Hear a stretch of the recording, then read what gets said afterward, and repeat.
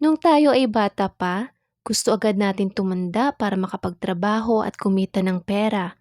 Pero ngayong may edad na tayo, parang gusto ulit natin maging bata. Yung tipong gusto lang natin maglaro ng maglaro. Tapos gigising ka sa umaga, wala kang iniisip na problema. Wala kang iniintindi sa buhay.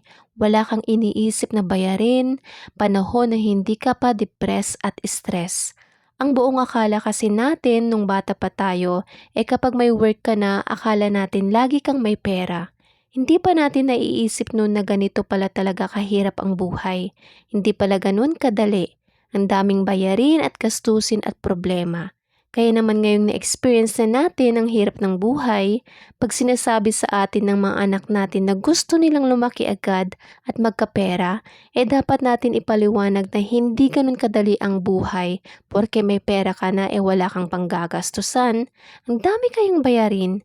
Hay buhay, ang sarap talagang bumalik sa pagkabata.